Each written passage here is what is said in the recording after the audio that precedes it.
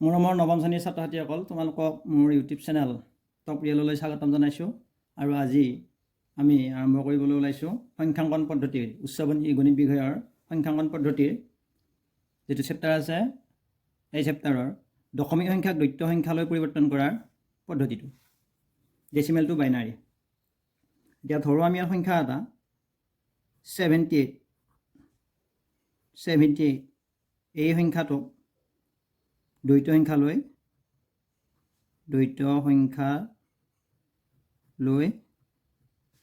পৰিৱৰ্তন কেনেদৰে কৰিম?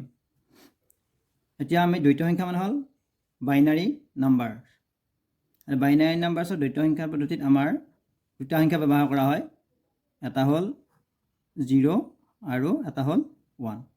এটা হ'ল আমি 0 আৰু 1 যুক্ত সংখ্যাত আমি ভাঙিম। কেনেদৰে কৰিব লাগে চাবা। দ্বৈত সংখ্যা মানে আমি 2 দি হৰণ কৰিব লাগিব। এইটো 78, এইটো হ'ল দহৰ ভূমিৰ সংখ্যা। অৰ্থাৎ আমি এনেকৈ দহৰ ভূমিৰ সংখ্যাত এইটো একক, এইটো হ'ল দহক। এতিয়া ইয়াত আমি কি কৰিম? প্ৰথমতে 78 সংখ্যাটো পাতি ল'ম। চুটি হৰণৰ যিটো নিয়ম আছে, এনেদৰে 2ৰে হৰণ কৰিব লাগিব। 2ৰে হৰণ কৰিলোঁ। 2ৰে কিমান বাৰ যাব? 2 3 গুণ 6, ইয়াত 7ত 1 থাকিল, 18 হ'ল। 2 9 গুণ 18, আমাৰ বাকী নৰ'ল কাৰণে 0 থাকিল বাকী। নেক্সট আমি যাম, আকৌ 2ৰে হৰণ কৰিম।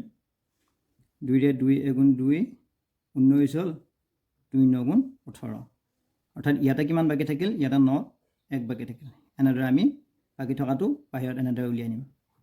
তাৰপিছত আকৌ 2ৰে হৰণ কৰি দিম। 2 9 গুণ 18, আকৌ 1 থাকিল, এই বাকী থকা এনেদৰে উলিয়াই লৈ যাম। আকৌ 2ৰে হৰণ কৰিম।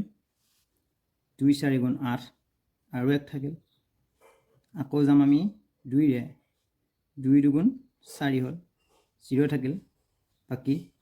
আকৌ 2ৰে হৰণ কৰিম। 2ৰে 2 এগুণ 2, তাৰপিছত 0 বাকী থাকিল। আকৌ যদি চাওঁ আমি 2ৰে ইয়াক হৰণ কৰোঁ, নাযায়, 0 বাৰ গ'ল, বাকী থাকিল 1 বাকী থাকিল। এতিয়া আমাৰ কি হ'ল? এইটো যিটো দহৰ ভূমিৰ সংখ্যা আছিল, অৰ্থাৎ আমাৰ এইটো 78 মানে আমাৰ এনেকুৱা হয় 7 × 10, মানে দহকৰ ঘৰৰ সংখ্যাই, সেইকাৰণে দহৰ লগত পূৰণ। এইটো হ'ল ভূমি 10 প্লাছ 8 × 1, মানে গোটেই দহৰ ভূমিৰ সংখ্যা আমাৰ এইটো দহৰ ভূমি। কেনেদৰে? 7 × 10 টু দি পাৱাৰ 1, দহৰ ঘাত 1, 10 টু দি পাৱাৰ 1 আছে, 10 টু দি পাৱাৰ 1 মানে 10, এইটো দহৰ ভূমি, প্লাছ 8 × 1 মানে আমি সূচকৰ নিয়মত পাইছোঁ a টু দি পাৱাৰ 0 মানে 1, 10 টু দি পাৱাৰ 0 মানে 1, এইটো আমি লিখিব পাৰোঁ। অৰ্থাৎ 1 মানে 10 টু দি পাৱাৰ 0 লিখিব পাৰোঁ, 10 টু দি পাৱাৰ 0, অৰ্থাৎ ইয়াত পাৱাৰ 0 আছে। গতিকে ইয়াতেও আমাৰ দহৰ ভূমি প্ৰকাশ কৰিলে এনেদৰে হ'ব। এইটো দহৰ ভূমিত আমি ভাঙিছোঁ, বিস্তাৰ কৰিছোঁ। এইটো এতিয়া এনেকুৱা এইটো দহৰ ভূমিৰ সংখ্যা আছিলে। এই সংখ্যাটো আমি কি কৰিলোঁ? 2ৰ ভূমিৰ সংখ্যালৈকে পৰিৱৰ্তন কৰিলোঁ। তেতিয়াহ'লে আমাৰ সংখ্যাটো কি হ'ব? 78 78 এই সংখ্যাটো, এইটো আছিল দহৰ ভূমিৰ সংখ্যা, ইয়াক পৰিৱৰ্তন কৰিলোঁ। ভাঙোতে আমি কি পালোঁ? 2ৰ ভূমিৰ সংখ্যা, এইটো 1 0 0 1 1 1 0, এইটো কিহৰ ভূমিৰ সংখ্যা? 2ৰ ভূমিৰ সংখ্যা। এই পদ্ধতিত আমাৰ কি হ'ব? যেনে দহৰ ভূমিৰ সংখ্যাত আমাৰ কি থাকিব? আমাৰ 9টা অংক থাকে, 0 1 2 3 4 5 6 7 8 9, টোটেল আমাৰ 10টা অংক থাকে দহৰ ভূমিত। আৰু এই যিটো আমি সংখ্যা পালোঁ, এই ভূমিত থাকিব, এই সংখ্যাটোত থাকিব আমাৰ ভূমি হিচাপে 2ৰ ভূমিত দ্বৈত সংখ্যাংক। দহৰ ভূমিত হ'লে এই 10টা থাকিব, 0ৰ পৰা 9লৈ এই 10টা অংক থাকিব। আৰু এই দ্বৈত সংখ্যাটোত আমাৰ অংক থাকিব 0 আৰু 1। এইটো হ'ব আমাৰ দ্বৈত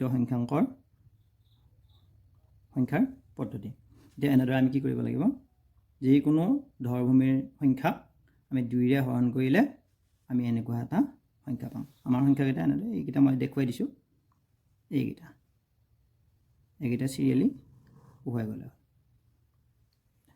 অৰ্থাৎ 1 এইটো 1 0 0 0 0 1 1 1 1 1 1 0 তলৰ ফালে আমি হিচাপ কৰিলে বাওঁফালৰ পৰা লিখিম আৰু ওপৰৰ পৰা হিচাপ কৰিলে এনেদৰে ইফালৰ পৰা সোঁফালে লিখিম সোঁফালৰ পৰা আমি লিখি আহিম এতিয়া আমি এনেদৰে কি কৰিব পাৰোঁ দহৰ ভূমিৰ সংখ্যাক আমি দ্বৈত সংখ্যাত প্ৰকাশ কৰিব পাৰোঁ এইটো হৈছে আমাৰ দশমিক সংখ্যা দ্বৈত সংখ্যালৈ পৰিৱৰ্তন কৰাৰ পদ্ধতি আমি ইয়াৰ পিছত আকৌ কোনো দ্বৈত সংখ্যাক কেনেদৰে আকৌ দশমিক সংখ্যালৈ পৰিৱৰ্তন কৰিব পাৰি তাক আমি শিকিম ধন্যবাদ আজিলৈ ইমানেই